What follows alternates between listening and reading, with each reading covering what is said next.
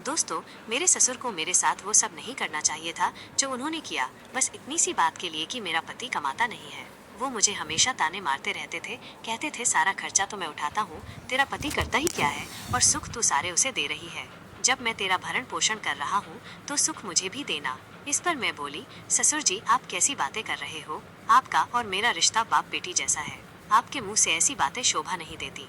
आप रिश्तों का तो लिहाज कीजिए कम से कम। मेरे ससुर ने कहा, कब तक करूं, कितना करूं? अगर इतना मैं किसी और औरत के लिए करता तो मेरे पर जान निछावर करती। तुझे तो पता है ना बहू, तेरी सास को गुजरे हुए कई साल हो गए। अब मेरा अकेले जी नहीं लगता। मैं भी चाहता हूँ मेरा कोई हमसफर हो, मेरा कोई साथी हो। मैं बोली, ससुर जी अगर ऐसी बात है तो कर लीजिए आप भी दूसरी शादी, जैसे दुनिया करती है।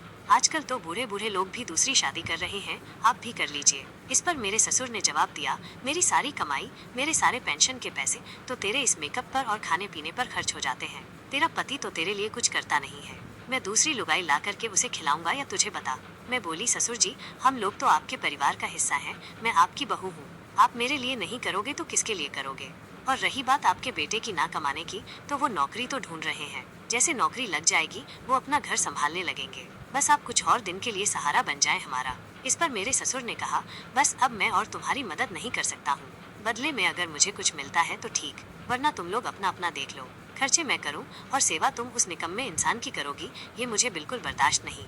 मैं बोली, बाबूजी वो इंसान कोई और नहीं आपका बेटा ही है, आप ही का खून है। और इंसान अपने बच्चों के लिए तो सब कुछ करता है। आपको तो खुश होना चाहिए कि आपकी छत्र छाया में आपके बच्चे पल रहे हैं। आपके बच्चों को कोई तकलीफ नहीं हो रही है।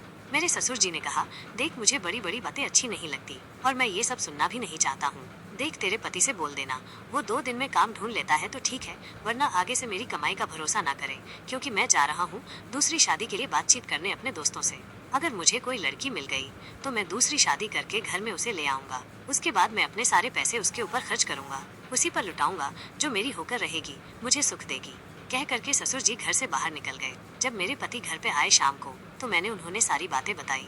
मैंने कहा अब पापा के पैसों का सहारा नहीं रहेगा, क्योंकि वो दूसरी शादी करना चाहते हैं और दूसरी शादी करके वो अपनी जिंदगी अपने तरीके से जिएंगे, सारे पैसे अपनी बीवी पर खर्च करेंगे, यानी कि तुम्हारी सौतेली माँ पर। अब तुम्हें भी कुछ करना होगा, जल्द से जल्द कहीं नौकरी ढूंढो, और अगर तुम्हें नौकरी नहीं मिलती है तो मुझे घर से निकलने दो। मैं कहीं कोई नौकरी ढूंढ करके काम करके घर का खर्च चला लूंगी, लेकिन अब मैं और घर में नहीं बैठ सकती। मुझे तुम्हारे बाबूजी के ताने बर्दाश्त नहीं होते हैं।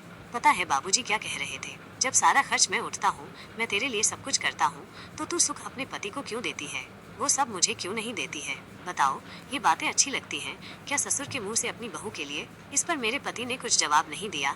वो मायूस होकर बोला, मैं क्या कर सकता हूँ, मेरे हाथ में कुछ नहीं है, मुझे काम ही नहीं मिल रहा है, मेरे पास एक फूटी कोरी भी नहीं है, और सच कहूँ तो हम लोग पिताजी के सहारे ही जी रहे हैं और खा रहे हैं। अगर वो हमसे नाराज हो गए तो हमारी हालत भिखारी जैसी हो जाएगी।